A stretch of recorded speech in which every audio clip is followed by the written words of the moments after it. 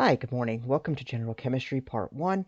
This is the first episode of many that I'm going to be going through the foundations of general chemistry, hopefully evolving later into something else, maybe even orgo, maybe something entirely different, no idea yet. But we're starting with chemistry. It's going to be a quick rundown of general chemistry while trying to explain as much as possible to help you understand. So if you have any additional questions or need clarifications, please feel free to leave a comment on the video, or for others comment on the video for me or others to help you out. I want to be able to build a strong community here.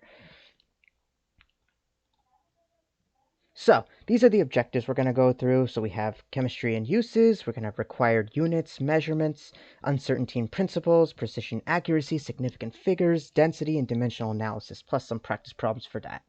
These are some of the key things that you're going to have to understand in order to pass this course, in order to understand the basics for whatever you're trying to do, whether it's med school, pharmacy school, engineering, computer science, anything that you need, you're going to need to know how to measure things, how things work, and why we use them. Having said that, let's move forward. So, beginning, first things first, what is chemistry?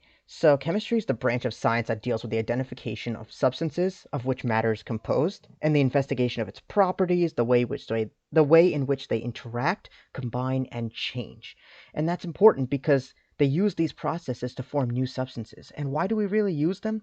Because it's essential for meeting our basic needs of food, clothing, shelter, health, energy, clean air, water, soil, you name it, it has chemistry. Everything you own was created through chemistry. Even this phone or computer that you're using to read this was created using chemistry. And chemistry is made it possible to effectively build liquid cooling for things such as your PC, the computer, the CPU, central processing unit inside your phone that you're watching this on, or the computer that you have this.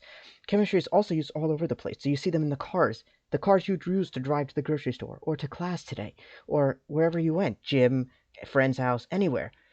You use that car today, it has chemistry, from exterior paints, bumpers, headlights to interior seatings, dashboard components, seat belts, airbags, protecting passengers. Chemistry is the reason why we have all of this, and it's from the bonds of those molecules that we really have to keep an eye out, and the reason why we do all this. So, starting from the beginning, we have required units and measurements. So, the two most common unit systems are the metric system, used in most of the world, and the English system, which we use in the United States.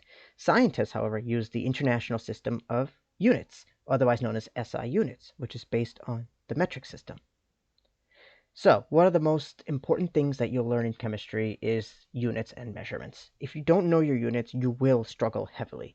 And so, what I want to suggest, generally speaking, first is that you always want to write down your units when you're doing your math. Always. Everything in chemistry is based off of SI units, and these are the most common units: meters, which represent length; kilograms, which represent mass or weight; seconds for time; Kelvin, which is the standard for temperature; and moles, which are the amount of a substance. You'll get to moles later as we get through, not in this episode, but in another episode.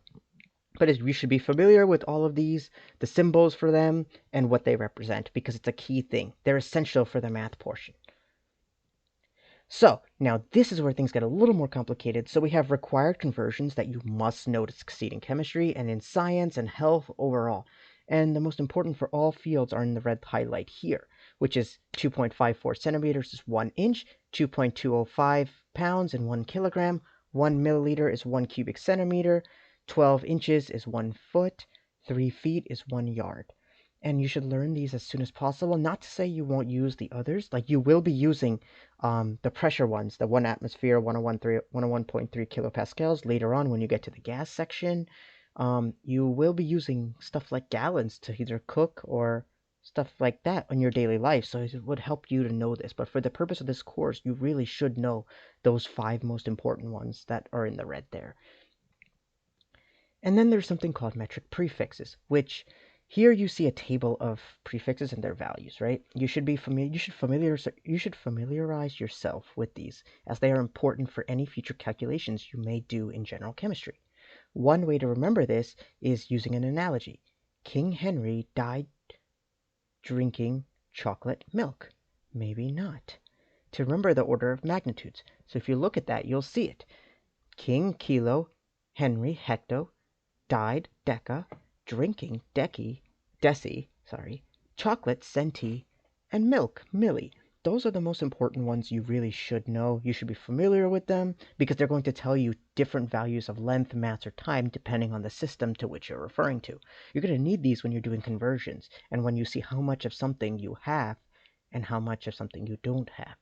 So you'll need to know these because these conversion factors are the basics for being able to master dimensional analysis, which I'll be going into later.